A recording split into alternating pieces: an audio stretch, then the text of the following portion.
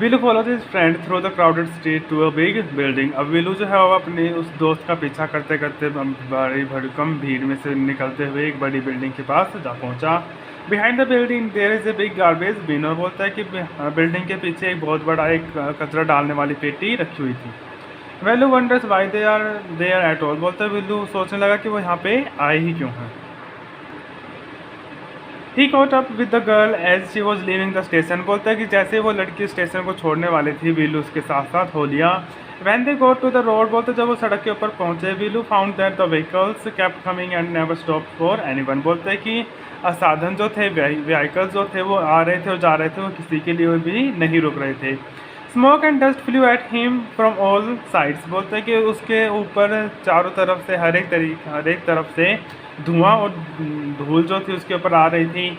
Making his head spin, और बोलते इस सब के चलते उसके सर में दर्द हो रहा था, वो कंफ्यूज हो रहा था। They had to wait for a long time before they could find a gap to run through. अब बोलता है कि उनको बहुत ज़्यादा देर तक इंतज़ार करना पड़ा ताकि भाई थोड़े से साधन की भीड़ कम हो और वो सड़क पार कर सके। Velu kept hesitating and the girl finally dragged him to the other side. बोलता है कि विलू तो फिर भी उसको समझ में नहीं आ रहा था कि भाई कब क्रॉस करूं। बोलते तभी वो लड़की उसको घसीटते हुए दूसरी साइड पे लेके चली गई। What do you think you are doing grazing cows. अब बोलते लड़की ने बोला कि भाई तुझे क्या लगता है तू वहाँ पे क्या कर रहा था, सड़क पे खड़े खड़े गाय भैंस चरा रहा था। If you stand around in the middle of the road like that you will be chutney. बोलता अगर तू थोड़ी देर और वहाँ पे ऐसे ही खड़ा रहता बिल्कुल रोड के बीचों बीच तो तेरी चटनी बन जाती। Villu heart was still beating fast. Villu का हार्ट जो था वो अभी भी तेज तेज धड़क रहा था। He looked back at the central station and traffic speeding by. बोलता है कि वो पीछे उसने मुड़ के देखा उस सेंट्रल स्टेशन की तरफ और उस सारे ट्रैफिक पे जो जल्दी जल्दी वहाँ से गुजर रहा था।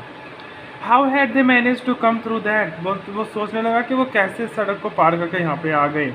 दे walked along the side of the road under some huge sign boards. अब बोलता है वो सड़क के ऊपर किनारे चलते चलते वो बहुत बड़े बड़े साइन बोर्ड्स के नीचे आके चलते रहे। Velu looked up at the pictures. Velu ने ऊपर पिक्चर की तरफ देखा। Banians car tyres pan a woman holding a box. तो बोलता है कि मतलब कि विलू ने ऊपर देखा तो साइन बोर्ड पे देखा तो एक औरत ने एक डब्बा पकड़ा हुआ था, उस पर बने हुए थे बनियान, कार के टायर्स या फिर पेन पेंसिल वगैरह ये सारी चीज़ें। The writing was all in English. बोलते जितनी भी चीज़ें लिखी थी वो इंग्लिश में लिखी हुई थी। So he didn't know what it means. तो बोलता है कि विलू को नहीं पता था कि भाई इसका क्या मतलब होता है। The girl turn in to a wide bridge on to a wide bridge and walk up. बोलता है कि लड़की एक बहुत बड़े पुल की तरफ मुड़ी और उसके ऊपर चलने लगी। Villu stop and peeped over the railing. Villu थोड़ी सी देर रुका और वो रेलिंग के ऊपर से देखने लगा। Under him the road rain into the city. अब बोलता है कि उसके नीचे का जो रोड जो जा रहा था, पुल के नीचे जो रोड जा रहा था वो शहर की तरफ जा रहा था। In the distance he could see huge buildings and towers and more road. बोलता है कि थोड़ी ही दूर पे वो बहुत बड़ी बड़ी बिल्डिंग देख पा रहा था, टावर्स देख रहा था और भी ज़्यादा रोड ही रोड देख पा रहा था।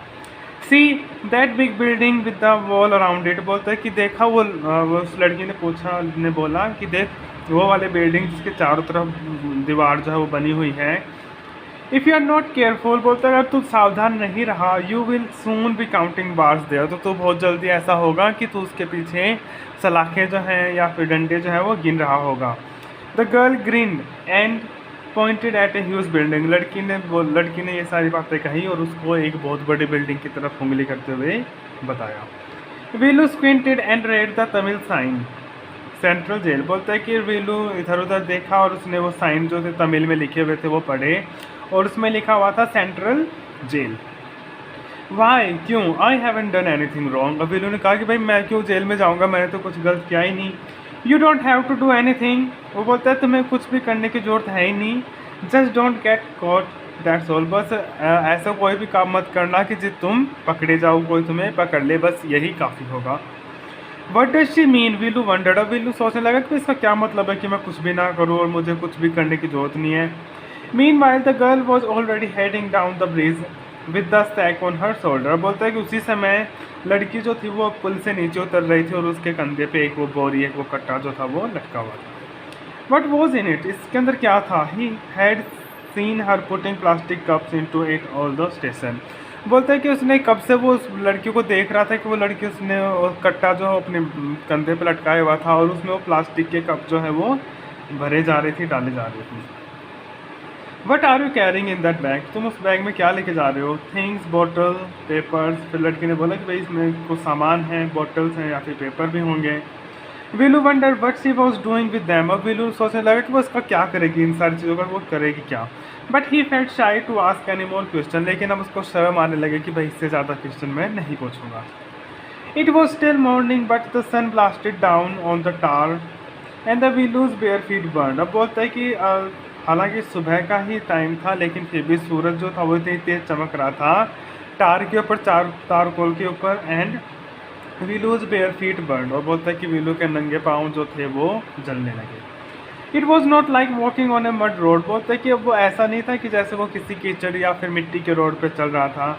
He was soft with sweat, बोलता है कि वो पूरा पसीने से भीग चुका था। He tried hard to walk in the shade and keep up with the girl at the same time, बोलते हैं उसने कोशिश की कि वो छाया वाली जगह में चल सके और उतनी ही जल्दी चल सके, उतनी तेज़ चल सके जितनी तेज़ वो लड़की जा रही थी। शी वॉकड रियली फास्ट, बोलते वो लड़की तो सच में बहुत ज़्यादा तेज़ चल रही थी। How far away was the food, अब उसने पूछा कि भाई कितनी दूर हो रहा है भोजन, खाना कहाँ पे है। After almost an hour of walking, अब बोलता है कि बस आधे घंटे चलता जा, आधे घंटे चलने के बाद खाना आएगा। They stop in front of a big building, अब बोलता है कि आधे घंटे चलने के बाद वो बहुत बड़ी बिल्डिंग के सामने खड़े हो गए। श्री राजा राजेश्वरी प्रसन्न कल्याण मंडपन रेड वीलू स्लोली, अब बोलता है वीलू ने सारी लाइनें, पूरी लाइनें पढ़ी धीरे धीरे। A sign with letters made of flowers said, अब बोलते हैं कि एक बोर्ड जो था, एक साइन जो बना हुआ था उस पर फूलों से लिखा हुआ था ग्रूम जेवी विनयगन ब्राइड रानी, अब बोलता है मतलब किसी की शादी थी तो मतलब कि वो जो बोर्ड जो तो उसके ऊपर लिखा हुआ था लड़के की दुल्हन का नाम और दुल्हे का नाम। Veelu started at the big car park outside, Veelu stared at the big cars park outside, Veelu ने बड़ी बड़ी गाड़ियाँ जो बाहर पार्क हो रखी थी उनकी तरफ देखा। One of the cars had a flower garland and roses taped on to it, बोलता है कि उनमें से एक गाड़ी जो थी उसके ऊपर बहुत सुंदर फूलों की माला या फिर फूल जो थे, गुलाब के फूल जो थे उन पर टेप से उनको चिपकाए हुए था। द गर्ल लुक्ड अराउंड, लड़की ने चारों तरफ देखा। Pulled one quickly and stuck it in her hair, इधर उधर देखा और उसने एक फूल जल्दी से निकाला और अपने बालों में लगा लिया। कम ऑन सी सेड, उसने कहा कि चलो। Are we going to eat here ask Veelu, Veelu ने पूछा कि भाई क्या यहाँ पे खाना खाएंगे। Looking at the huge hole and people inside it, एक बहुत बड़े इमारत की तरफ, एक बहुत बड़े हॉल की तरफ देखते हुए जिसमें लोग भरे थे, वीलू ने पूछा।